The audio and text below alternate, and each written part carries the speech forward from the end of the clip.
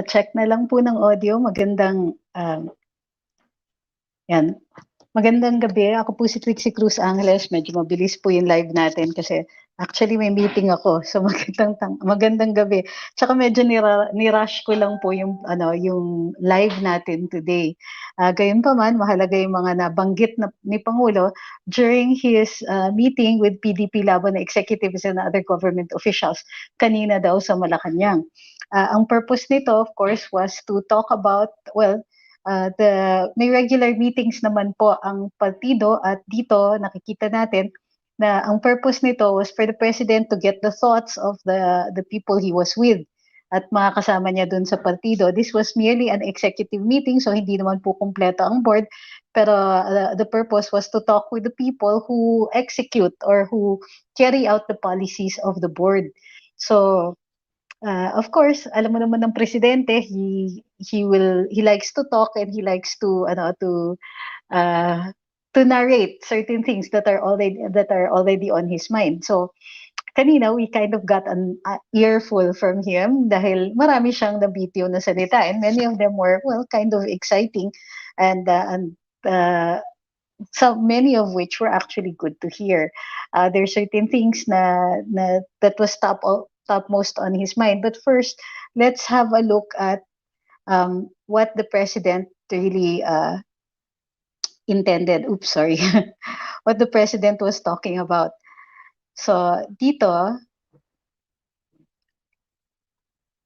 the president was at the PDP Laban meeting. The meeting was apparently appeared that its purpose was to urge the president to run for vice president. Ang purpose daw nila, kaya nila pinapatakbo ang ating Pangulo para may continuity. Ibig sabihin, yung mga naumpisahan na ng programa, yung mga naumpisahan na institute na ng policies, ay tuloy-tuloy pa rin. And syempre, lahat ng mga nandun, mga kapartido niya, a lot of them were more interested in urging the president to run rather than talk about other policies of the party. Well, it appears that the primary policy here was, of course, what's top most on our minds is the upcoming elections, and tinitingnan rin natin kung ano na yung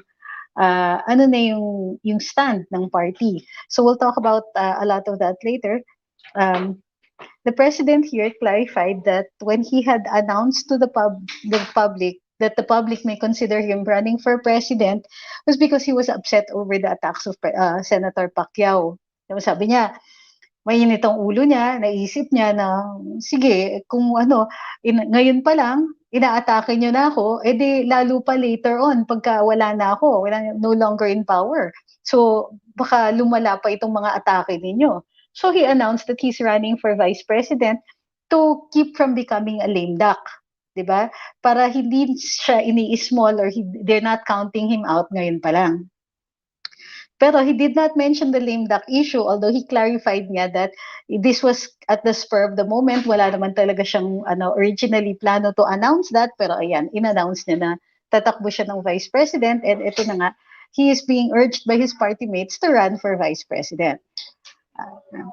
His party mates are taking him up on it. And then the undercurrent here also is madalas nakikita natin dun sa meeting, yung ibang mga party mates niya sinasabi na, sana tuloy-tuloy pa rin for continuity, andyan pa rin kayo Mr. President, at sana nandyan pa rin si Senator Bongo because he has assisted the president. So medyo recurring theme ito dun sa lahat ng mga tagapagsalita kanina, at saka especially si Secretary Cusi. Next. Bakit ayaw transition? Sandali. Nawala yung transition ko. Ayun. Okay, what are the other things na binanggit naman ng presidente? He talked about former Senator Trillanes. On Sonny Trillanes, he kinuwento niya what he was like when he was a cadet. Anak daw pala ito, according to the president. Whether this is true or not, we're not sure yet, but this is what the president said. So sabi ng presidente, nung anak yan na opisyal, tong kadete yan, yung father daw niya was some kind of official daw sa PMA. Pag weekends, kung kailan usually gutom daw yung mga kadete, siya, nandun siya sa opisina ng tatay niya at kumakain ng burger. Sabi niya, nung nasa Navy naman daw yan, he could not be trusted or hindi siya maasahan sa mga barko na malaki-laki. So, ang binigay daw sa kanya, lancha. I'm not sure if the president was joking or he's half serious or he really just wanted to tease Senator Trillanes, pero yun ang sabi niya, lancha nga daw. What he was like in Oakwood, sabi niya, matapang-tapang lang yan nung sa Oakwood. Paano? Ang mga kalaban doon ay kapwa PMAer din.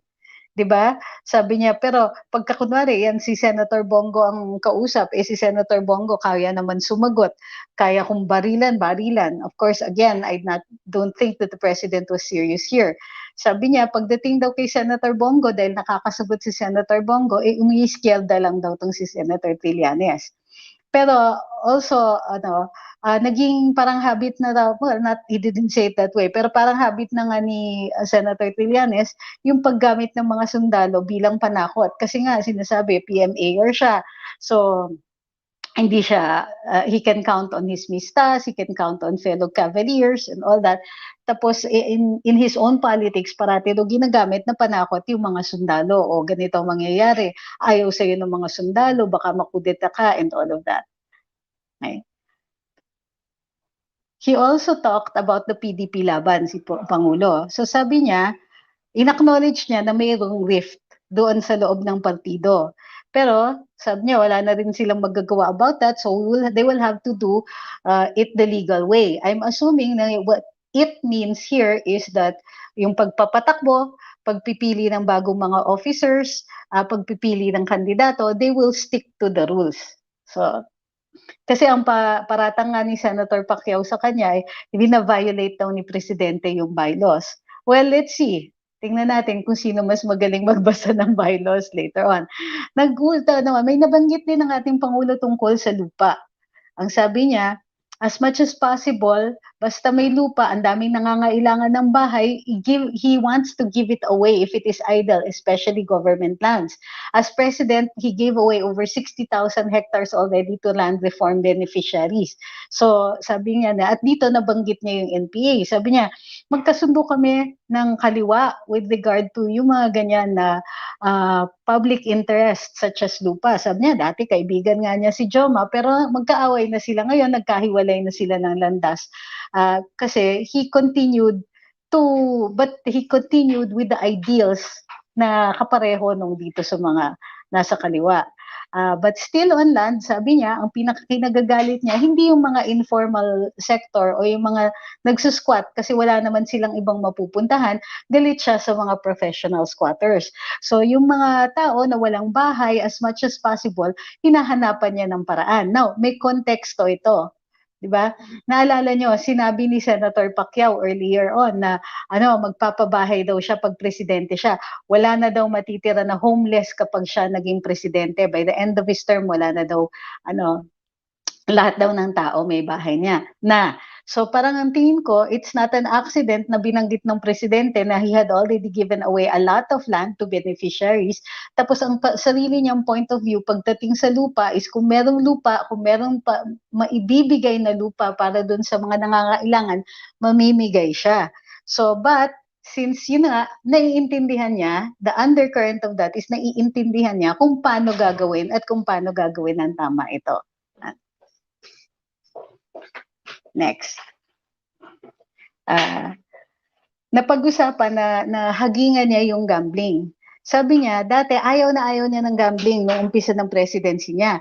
Pero he allowed it now due to the pandemic as a source of government revenue. Kasi nga naubusan daw ng pera yung gobyerno. So maaari na daw niyang inalaw na daw niya kasi nakikita niya na pwedeng pagkakuhaan to ng pera for the public. And he has also resolved na to allow it for LGUs and except for the barangays.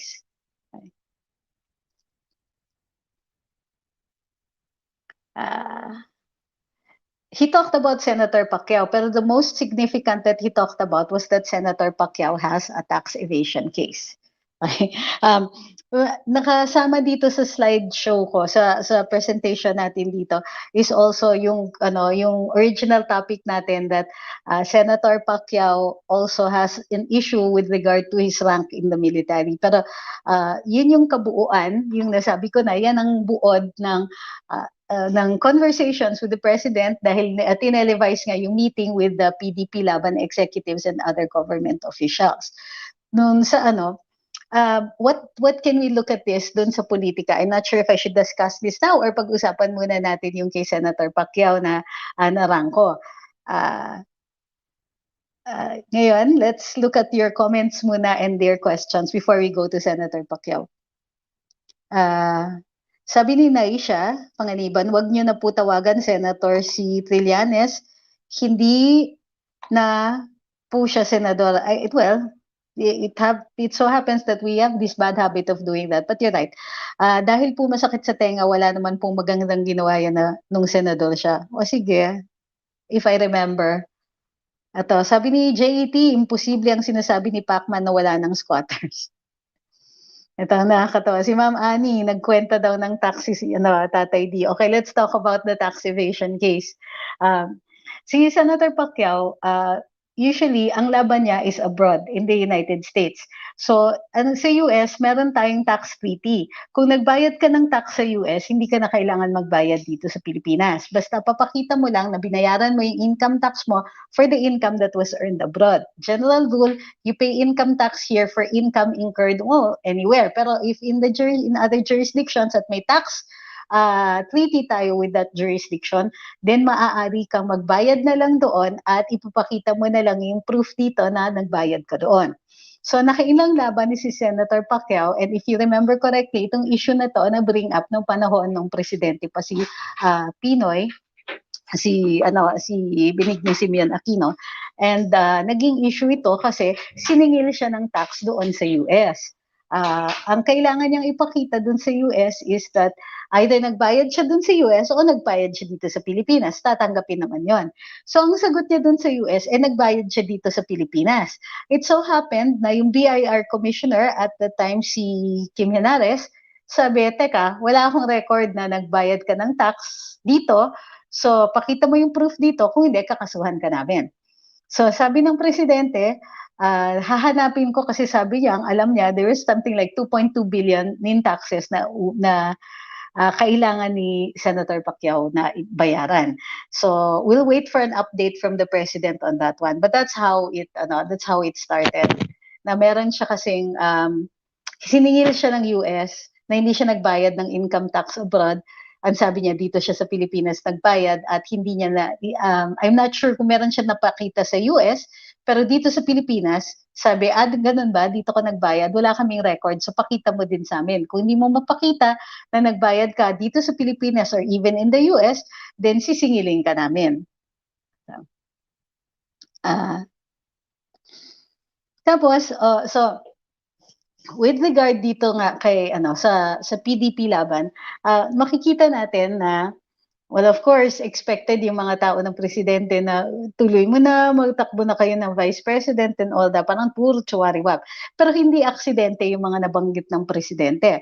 Number one, of course, he mentions Mayor Sara, and he says naaawa siya because he doesn't really want her to run kasi ayaw niya yung babalangurain siya, babastusin siya katulad ng ginagawa ni na Senator Trillanes, ni Laila de Lima, and so on.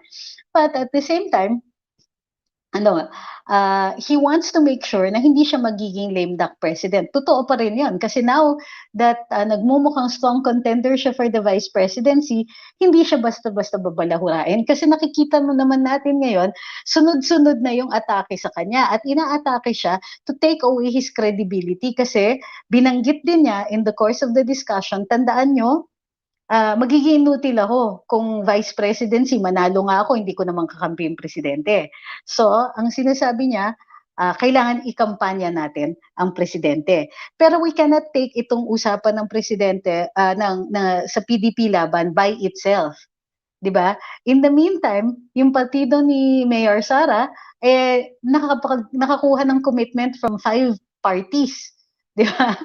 And from 3 former presidents. So hindi ito, naghihintay pa tayo sa NPC apparently, pero Lakas, NUCD has committed, yung Partido ng Masang Pilipino of President Erap, and the 3 other parties, all of them have committed to Mayor Sara. And in the meantime, the president not only is consolidating his power until the end of his term, he's making sure that he's not going to be taken lightly, so that yung power niya na magrekomenda o mangampanya for the next president remains intact by 2022. Yung endorsement niya ang pinoprotektahan niya dito. Hindi lang whether he actually runs for vice president or not, we're going to have to see about that. On the other hand, sinabi din ni Mayor Sara, she's not going to decide until October. Anong ibig sabihin yan? Lahat ng mga galawang to, ang daming moving parts, di ba?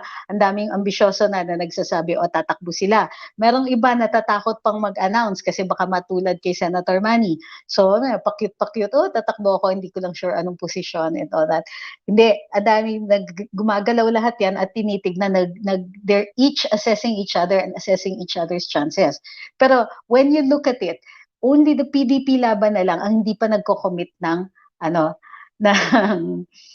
ng kandidato. May na-miss ako dun kay Senator Trillanes. Sabi ni Pangulo, nakakatawa daw kay Senator Trillanes, ang alam niya daw, tatakbo in-announce niya, tatakbo si Leni Robredo bilang governor, and therefore, siya na daw ang magiging presidential candidate for the opposition. Tawa ng tawa si Pangulo, nagsosolo. Tapos parang he was laughing at Senator Trillanes for presuming na siya yung magiging kandidato para dun sa oposisyon, samantalang hindi pa daw nagde-decide si Leni. So that was another thing that the president was pointing out about Senator Trillanes. Now, bakit niya napapaginitan si Senator Trillanes at saka si former Senator Trillanes at saka si Senator Pacquiao? Kasi sila yung bumibira kay presidente. So he's not going to let that sit. Bakit? As we have mentioned, pinepreserba ng Pangulo yung power niya to make a recommendation or to campaign or to endorse the next president. Okay? Kaya puro continuity sinasabi ng party niya. Well, continuity is a catchword, yes. It can be fulfilled if the president runs for vice president or a candidate that is wholeheartedly endorsed by the president, such as but not limited to, I don't know, let's say Sara Duterte, Carpio, basta the same or parallel yung kanilang interests, pareho sila ng mga priorities, yung patakbo will be similar or at the very least, yung mga priorities will be the same at matutuloy yung mga major projects na posibleng hindi matapos before the end of President Duterte's term. Marami namang matatapos, and that was another thing that he was saying. Yung sinasabi niya is, wag nating kakalimutan na when I started projects nitong presidency ko, tinapos ko. Sabi niya, or as much as possible, tinatapos niya. Ano yan? Panutsa din yan.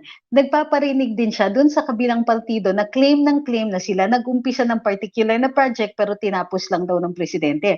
Ang sabi ng presidente, yung mga inuumpisan ko, I'm trying to make sure na ako at ako din ang tatapos. So, sagot yan dun sa mga issues na dahan-dahan ng binibring up. The president doesn't necessarily have to mention them directly, pero sinasagot niya indirectly. Ito, sabi ni Cara po, just my speculation, could MP be the next Grace po, aka US-sponsored candidate? Manny has money and wealth in the US. Can they use it as leverage if ever he gets into office and influence in the Philippines? Well, all of the candidates will have money, whether the money belongs to them already or it's coming from other financiers. Money is something that candidates ought to have before they even consider running. What about the problem is influence. With Senator Pacquiao, he's very popular, may pera nga siya, pero does that necessarily translate into votes? We're not sure. Kasi syempre, kikilatisin din ng mga botante yan kung may capacity siya na to make decisions, to be a good leader, to manage the finances of a country, and so on. So it's not necessarily true that just because you have money and you're popular, you're going to win. Diba? Sabi ni Arman Barkin, may papakitang tax computation si Pacman galing Recto. Grabe kayo. Let's not presume. Eto sabi ni Carlos, alam ni Bongo na yung basketball ni Pacquiao ay ginagamit lang sa illegal gambling para pondo ng kanilang political interest kaya hindi makabalik ang basketball ni Pacquiao. Oh, okay. Okay. Padiscuss po para sa dagdag kaalaman kung sakali na manalo si Mayor Sara bilang presidente at si Tatay Digong manalo bise, maaari po bang i-give away ni Mayor Sara ang pagka-presidente kay Tatay Digong sa pamamagitan ng pag-resign para maitulak? Yeah. Ano po magiging implication kung sakali? Wala. Because the president is allowed to run for vice president. He's just not allowed to run for president again. Ang nakalagay dun sa saligang batas, re-election. So, um, whoever is occupying the position of president ay maaari naman magbago ng isip at magsabing, sige, I'll step down na. Pwede rin naman. Kasi the vice president takes over when the president becomes incapacitated, di ba? To continue office. Okay, ituloy na natin yung slide presentation natin and let's go into Senator Manny's the controversy on Senator Manny's rank, di ba? Ito yung timeline. May 2007, Pacquiao enlists in the reserves. In October 2007, he was promoted 6 months. He was promoted to technical sergeant. And in May 4, 2009, was given the rank of Master Sergeant and designated the Command Sergeant Major of the 15th Ready Reserve Division.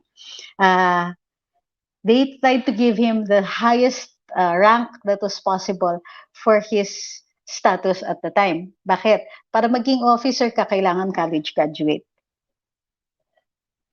No December 5, 2011, he was promoted to Lieutenant Colonel because he was a congressman of Sarangani at the time. And under RA 7077, they used his honorary degree as a replacement for a baccalaureate degree. I think the Army either tweaked the rules or changed the rules to accommodate honorary degrees. Senator Pacquiao has an honorary degree, not sure from what college, I'm sorry, I forgot, I think it's also from Notre Dame. He has an honorary doctorate. On December 10 or 11, 2017, he was promoted to full colonel because at that time he was already a senator. Okay. Today, the Army Reserve and Command, no, this one I added kasi tinignan ko, I did the research para tignan ko kung ano yung rules ng para maging Army Reservist. And unfortunately, yung website ng Philippine Army Reserve Command ay incomplete. Tapos yung AFP Reserve Command website also hindi mapasukan. Neither could the AFP Reserve Command, which was a site in construction. In December 2019, Senator Manny graduated from UMAC after enrolling in October of the same year. So itong issue na to actually is a backlash of the issue regarding his degree. So in the end, it's the AFP that sets the rules, but said rules have to be consistent. The soul of the AFP is discipline and service. While we remember the service part, we may need to improve on the discipline here. Bakit? Kasi maliwanag na maliwanag dun sa sa rules ng AFP Reserve, kailangan college graduate ka. In addition to which, kung reservist ka pero called to active duty ka, yung rank of colonel, if you will remember, si Mayor Sara, humarap siya sa Commission on Appointments. So, surprisingly, Senator Pacquiao did not appear before the Commission on Appointments to receive his rank for colonel. So, ang sinasabi dito, kasi ang explanation ng Army at the time na pre-nomote nila si Senator Pacquiao was this: ang dami na niyang nagawa para sa Pilipinas, bakit naman daw sarhento lang ang bibigay? Ang sinasabi naman, inopose yun no ni ito yung requirements ng Army. There are certain qualifications to become a citizen soldier. Filipino citizen must not be less than 21, must pass physical examinations, must be a graduate of a baccalaureate degree. Yan yung original. Dinagdag ito, honorary degrees, pero ang sama ng except deserving non-commissioned officers or petty officers. So, must be a graduate of a baccalaureate degree or honorary degree except deserving non-commissioned officers or petty officers. So, hindi natin sure what the Army means by this. Pero ito yung naging controversy about being a lieutenant colonel. When he was promoted to a lieutenant colonel, he started out as a master sergeant. Well, he started out actually as a sergeant, technical sergeant, then master sergeant. And then, panahon ni Noy ito, he jumped 5 ranks to become lieutenant colonel. So, si Secretary Ochoa ang pumirma ng commission papers niya at sinasabi, the boxing champ jumped 5 ranks from the regular process of becoming an officer, chief, master sergeant, second lieutenant, first lieutenant, captain, and major. Lahat yon nilaktawan niya. Ang sabi at the time ng Army spokesman, at the time, Major Harold Cabunok, he's colonel now, being an elected official at ang karangalan na ibinigay ni Pacman sa buong bansa ay, of course, sa Army, parang hindi sapat na siya lang ang isang senior master sergeant. Since he's an elected official and he's brought so much honor to the country and of course the army, it didn't seem enough that he just got promoted to senior master sergeant. So they did actually tweak the rules to accommodate him. Yan. So sabi ni Professor Clarita Carlos, an honorary degree and being a world boxing champ are not enough to justify his astounding promotion. An honorary degree, as the term suggests, is honorary. It does not confer skills, knowledge, and competencies, kaya nga honorary. Binibigyan sa iyo ng hindi ka naghirap, sabi niya. So, parang hindi naman daw fair na ang basihan mo para makapag-officer dun sa army ay dahil sa iyong honorary degree. Wala ka talagang inaral when it came to that. So, although he could have used his degree later on dito sa UMAC to justify his rank as colonel, ngayon may issue na rin tungkol doon. Okay. Alright. Okay, let's check your questions. Sabi ni Deus Maelus, Lieutenant Colonel pero bastos sa higher ups katulad ng Commander-in-Chief. Sabi ni James Palaganas, sana manalo si Manny sa laban niya sa boxing. Sana wag siya masyadong matamaan ng mga suntok ni Spence para maging full. Grabe ko, huwag naman tayong ganyan. Ian says, baka naman may kumita sa pag-angat ng rank ni Pacman. Well, I remember those days very clearly kasi at first it was General Llano who wanted him promoted. General Llano later became Chief of Staff. Naasahin si General Llano dun sa area where Senator Pacquiao lives. So magkakilala sila at he was the one who helped shepherd yung pag-rise niya in the ranks. The army really went out of their way to grant him a high rank. Gusto nila talaga ibigay ito kay Senator Manny, pero sa kagustuhan nila, they had to gloss over some of the rules, and so they fell under heavy criticism because of this.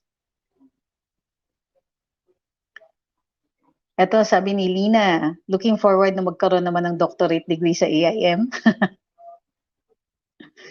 John Wick says, gusto niya pasukin lahat ng mabilisan, bilyal, basketball, sabong, singer, actor, army reservist, pastor, graduate agad sa political science. 3 months lang, lahat-lahat na.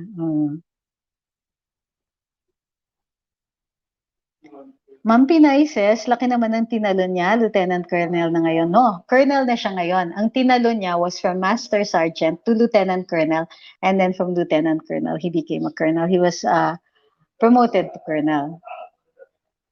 Ito, Jude Nolda says, galit lang kayo kay Pacquiao sa political blunder niya ngayon. I'm sure naman we recognize what he has done for our nation being the best in his field. Let's give him some slack. Patawarin natin. Huwag iboto. Grabe itong si Jude, nanggugulat, kakainis. Sabi ni James Palaganas, sana manalo. Ay, nabasa ko na pala yan. Ran says, iboto natin si Pacquiao para lahat ng course 3 months lang. Grabe kayo, huwag naman ganyan. Manny's problem is not about politics, it's money. Salin, sabi ni Boom Pinili. Bakit? Well, if the president is correct, then yeah, it's about money. It might be his tax evasion case. Okay.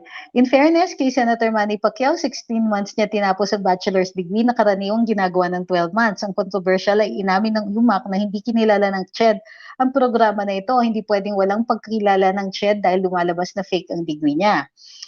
Rix, hindi tayo sure dyan sa 16 months kasi we're assuming na yung 3 months came from UMAC and the 13 months came from Notre Dame University. Hindi pa natin nakikita exactly how many units, pero ang sabi ni Senator Pacquiao is that he was enrolled, if I'm not mistaken, sa Notre Dame for a year only. So, kung 16 months yan, okay. Pero kung 1 year, that might be just 2 semesters, hindi pa, kukulangin pa rin siya. Kasi 2 regular semesters is only 6 months. Unless meron siyang summer and all that. So, it doesn't compute pa rin kulang pa rin. Sabi ni Erwin, malaki pala ang utang niya sa tax. Yan ang matino. Ginagayang estilo ng ABS-CBN. Ayaw magbayad sa utang ng tax.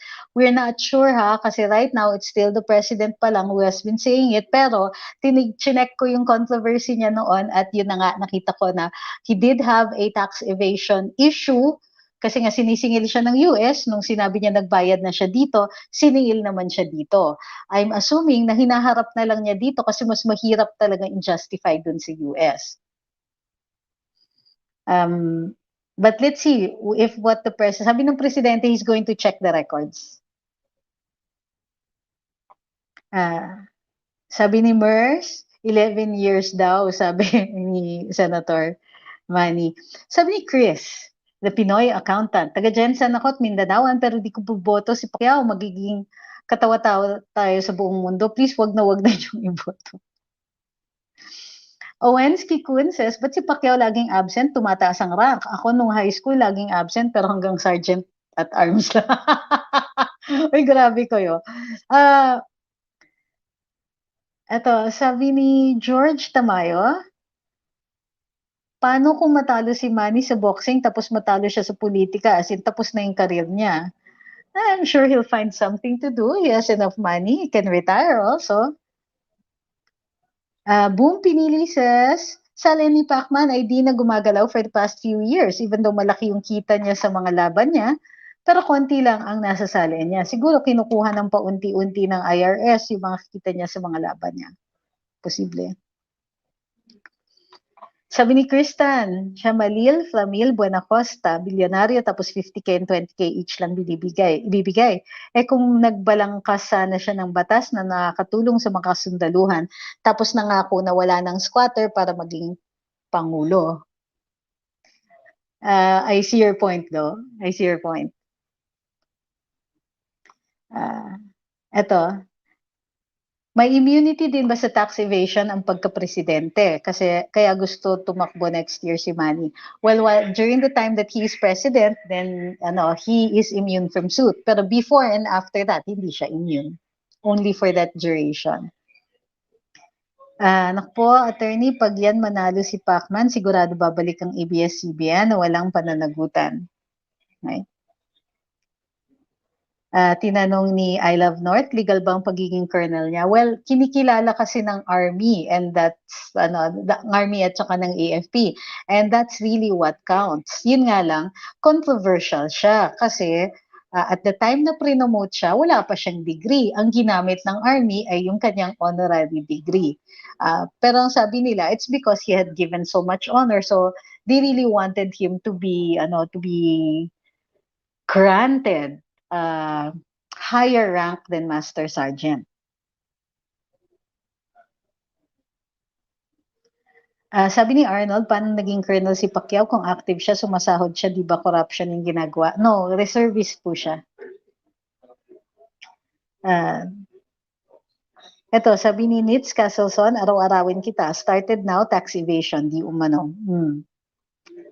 So mararamdaman rin eventually ni Senator Pacquiao yung how difficult it is na makipag-away sa presidente. Guys, hindi siya sinisweldoan sa Army kung meron na siyang sweldo as a senator. Bawal po ang double compensation. Okay? Sabi ni Abu Orhel, I think Daddy D should use the Putin strategy. Yung time after Putin's term, he let his best friend, the Prime Minister, run as president, and he ran as vice. After winning as president, he resigned. Yeah, of course he can do that. But I don't know if the president really wants to. Okay? Joanne Bustillo says, totoo talaga yan si PRRD kasi nag-research yan bago magsalita, hindi tulad ng iba dyan, mura, ngangat, katulad ni lagot ka para sa iyo ang laban. Magpapatalo talaga yon kasi nakikita naman siya kahit talo. Kaya pera-pera na lang ang kanyang tututukan. Huwag na ninyong panoorin ang laban, makukulangan lang kayo sa laban, Senado sideline lang niya. Okay. Paligiblik. Galing Gako says, hindi na lang nakontento sa pagkasenador si Pacquiao nang di siya ngayon nababatikos, taas kasi tingin nila sa sarili nila. Well, ang tingin ko nga is that, yeah, you're right. If Senator Pacquiao, pwede naman tumakbo eh. Pwede rin namang magkampanya.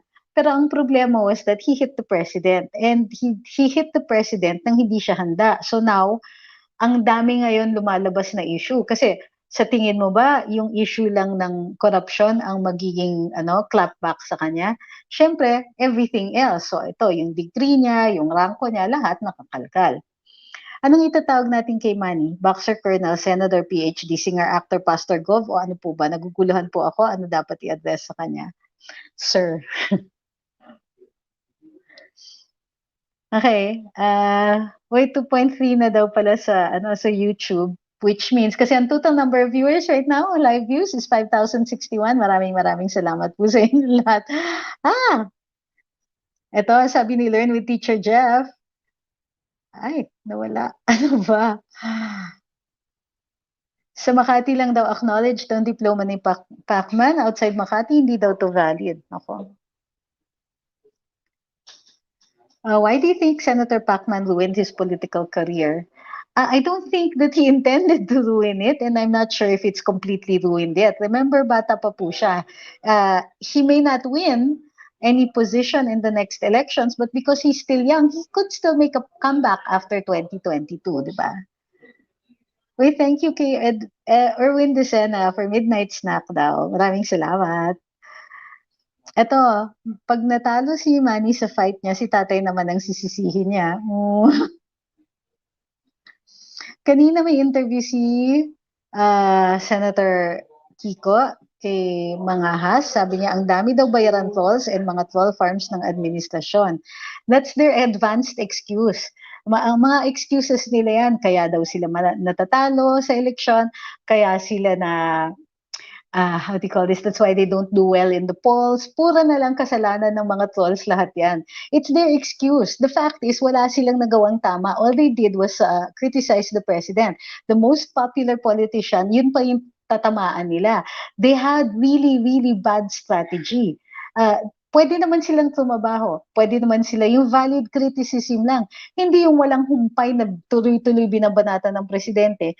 Ngayon, his followers, the people who like him, you can call us whatever, followers, fans, supporters, whatever, we have to defend him. Kasi tayo bumoto dyan, we like the President Duterte as president. Diba? Hindi natin gusto sila, ayaw natin yung pamamalakad nila. We don't like the way we felt during the last administration nung sila ang namumuno. We like the way we feel now. So, ang hindi ko maintindihan is, bakit hindi na lang sila gumawa ng tama, gumawa sila ng mga proyekto o mga batas na kagigiliwan pa natin. Imbis na gawin nila yon, criticism lang ng presidente ang kaya nilang strategiya. They need to rethink. Hindi nila kayang mag-isip ng ganong kalalim, so ayan ang nakikita natin. They have to find something to blame, so they're blaming us. Diba?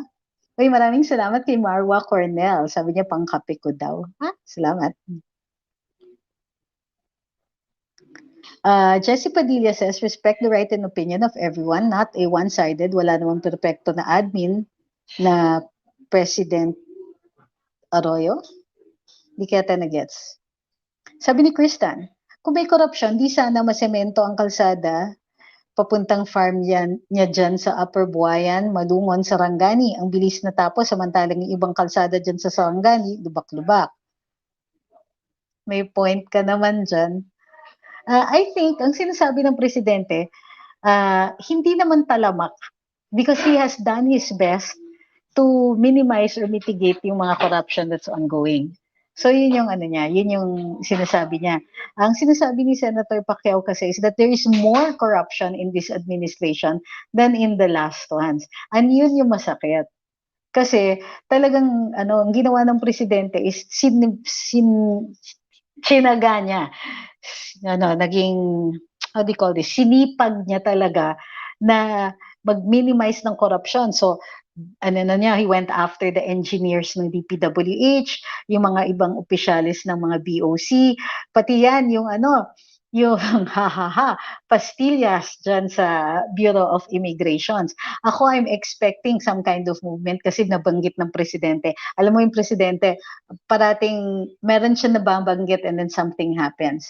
Carapo says, admin has more than 90% approval rating. It's the opposition that needs the trolls the most. Konti na lang sila and need to amplify their message.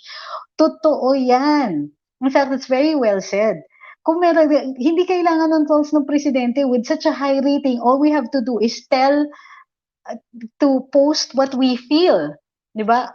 Masaya ako sa gobyerno na to, ipopost ko lang yan. Suddenly, I'm a troll. 'Di ba? Pero sila, kailangan pa nilang i-push. Kaya nga hindi rin ako naniniwala na dito sa pagpupulis ng fake news, talagang nagpupulis sila ng fake news. Nagpupulis lang sila ng mga tao who are becoming too popular and whose influence favors President Duterte.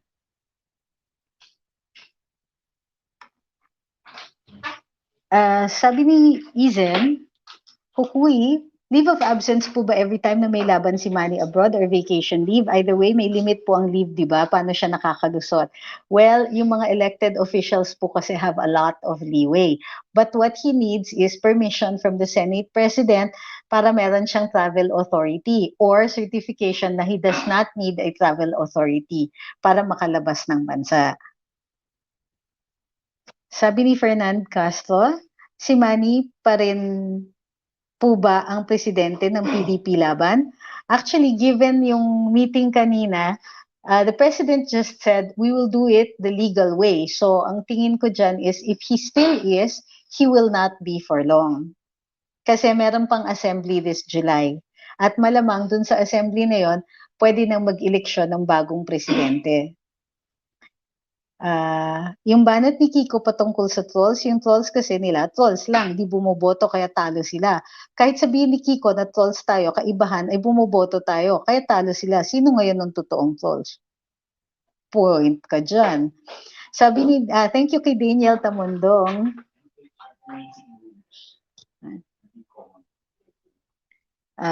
Mona Vag says, dapat pati sa Senate and Congress, may no work, no pay din. May maganda yan. Gusto ko yan. Ay, kaya lang these are the people who make the rules eh. Summer Agoncillo says, hindi po talaga nagsisinungaling si General Parlade at pinatunayan ito ni Manny Pacquiao sa salitang shupi. You guys are amazing talaga sa mga ganyan. Rico says, may tao talaga na di makontento tulad niya. Ito. Si John Javier Manalang says, ano po meaning ng trolls? Actually, mali nga ang paggamit nila dun sa term na troll because trolling means to bait something. So yung pag nag-fishing ka, maghagis ka ng linya mo, may bait yon, trolling ang tawag doon.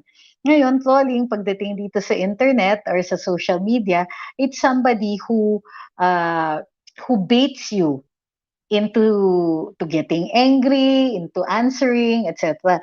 Kinikilala yan dyan. Kasi dati, in the early days of social media, kinikilala na meron talagang trolls, kaya don't feed the trolls, kasi yung iba sa kanila may sakit talaga. They feed off the energy of people. So, tinitrigger nila yung mga tao para magalit o kaya may sasabihin sila para mag-away-away yung mga tao dun sa conversation or dun sa comments or something like that because they get off on that kind of energy. Tuwan-tuwa sila na makakagulo sila, may magagalit sila, and so on. That is a troll. So, kaya tawag sa atin trolls kasi every time we say something, nagagalit sila. And they think that we are baiting them. But it's really not like that. Gaya nga nung sinabi natin earlier on, tayo yung nasa mayorya eh. Kailangan lang natin magsalita ng saloobin natin. At hindi na nga natin kailangan magparami. Marami na tayo. Sila ang nangangailangan. So, anong ginagawa nila? Maling strategiya as usual. Ang ginagawa nila, ina-attack nila yung mga influencers, katulad ni na TP, ni na SAS, ganyan, ni na Mocha. Attack, attack, attack, para i-discredit sila at hindi sila magiging persuasive sa susunod na eleksyon. Diba? O sasabihin nila, oh, fake news yan, para hindi maniwala. What they're trying to do is they're trying to diminish the influence, the capacity of these bloggers to influence other people, para ma-convince sila. Kasi nga naman, kunwari, magsalita si Mocha or si TP or even si SAS, sabihin nila, iboto niyo si ganito. Kung very influential sila, maraming magsasabi na, oh nga, tama si TP or tama si whoever. And nakaka-cause, you can start a reaction. You can help change the course of the elections. So nakakatakot yung ganyang power. So what they're trying to do, ina-attack yung mga influencers para ma-diminish yung power. Ang problema, entrenched na eh. So yung mga followers, because they are also supportive of the president, ang nangyayari is nagdi-dig in yung mga tao. Imbis na makumbinsi sila, imbis na makumbinsi ang mga tao na fake news itong mga to, they're convinced na yung attacks made by Verifiles or Rappler or any other person is simply based on their need to diminish the influence of bloggers. Okay. Sabi ni Hani Rasalan, rather than constantly criticizing PRRD, the opposition can be relevant by going after palpak government officials. Cough, Duques, cough. Ganda. Papi's TV says, sana pareho ang type ng government ng Pinas dito sa Australia para si Digong pa rin ang leader. Ito, sabi ni Lemuel, mag-like naman tayo, maraming viewers, konti lang nag-thumbs up. O nga naman, don't forget to like and share. At saka, don't forget, check nyo po ulit dun sa Facebook natin kung naka-follow pa po kayo sa Luminous. Kung hindi pa po kayo naka-like and follow, please do so.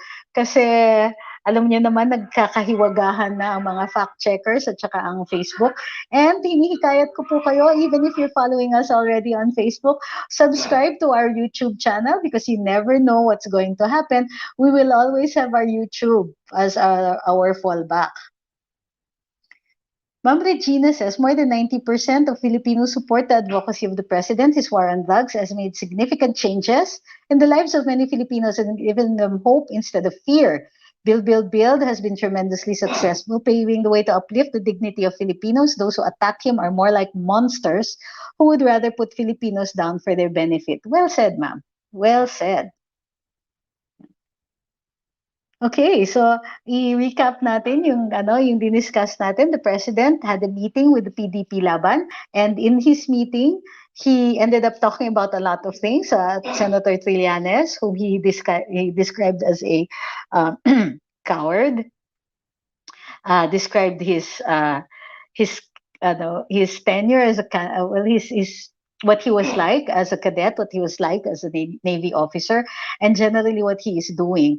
The president basically has said that Senator Trillanes is laughable. He didn't say that exactly, but the way he was described was that former Senator Trillanes is laughable. He also talked about Senator Manny Pacquiao and talked about how many times he had been attacked and the effect of that attack. And so he also mentioned that Senator Pacquiao has a pending or possibly has still a pending tax evasion case. Okay? And then he also talked about land and how he likes giving it away. One, because even if it belongs to the state and there are people who don't have any homes, they're living in a very small space and they're informal settlers. He also said that he had given away about 60,000 hectares already to land reform beneficiaries. This was a dig at Senator Pacquiao's promise na lahat ng tao daw mabibigyan ng bahay para wala na daw homeless pag siya ay naging presidente. Okay? he also took a dig at the attacks or the attackers. So he said that he announced that he was going to run for vice presidency because of the attacks. But now, siniseryoso siya ng mga miyembro ng PDP Laban at iisa ang kanilang sinasabi, or they were all saying na, Mr. President, please run for vice president. The president also talked about Mayor Sara, and he said he doesn't really want her to experience the pambabastos that he experienced as president, which is why he wants to protect her.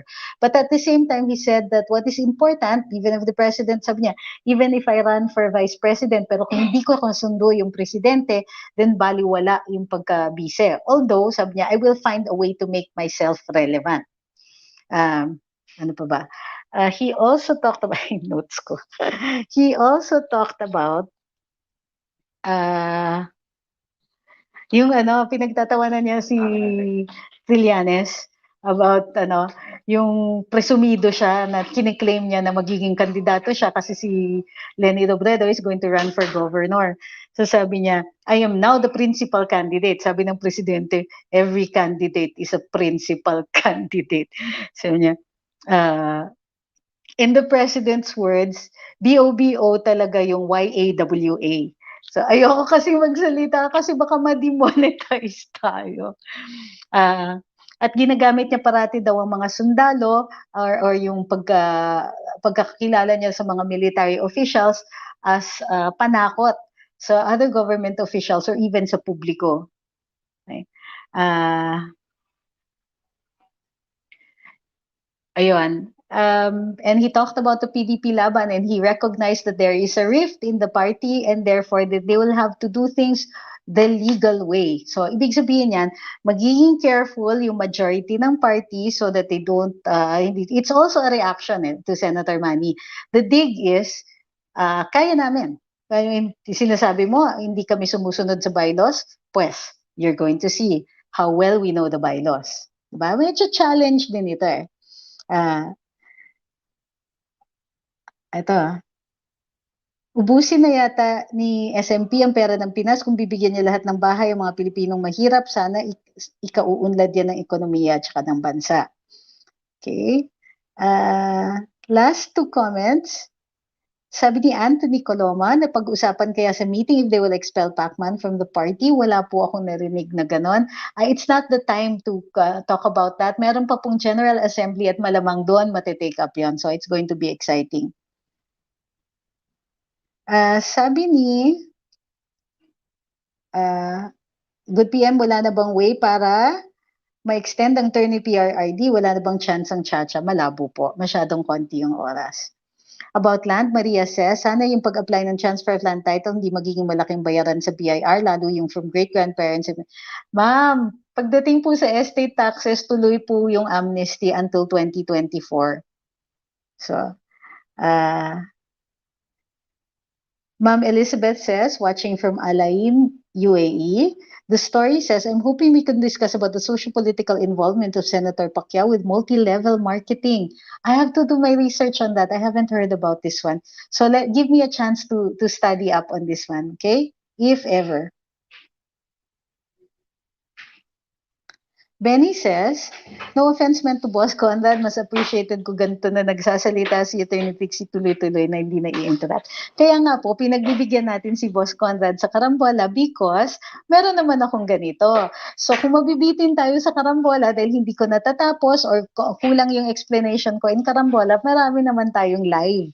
At dito natin ine-expound at ine-explain ng ngayong kabuuan ng storya natin. But usually, nasisingit ko na naman yung mga storya ngayon. Nabibitin lang kayo kasi minsan may interrupt tapos itutuloy ko after that. Huwag na po kayo magalit kay Boss Conrad. Masanay na lang kayo because dahan-dahan na rin, if you will notice, dahan-dahan, pinatatapos naman niya ako.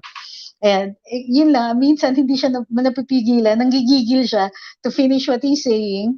And then, he lets me finish naman. Ganon din ang ginagawa niya kay kay Boss Jonat. So maraming salamat sa lahat ng sumubaybay ngayon.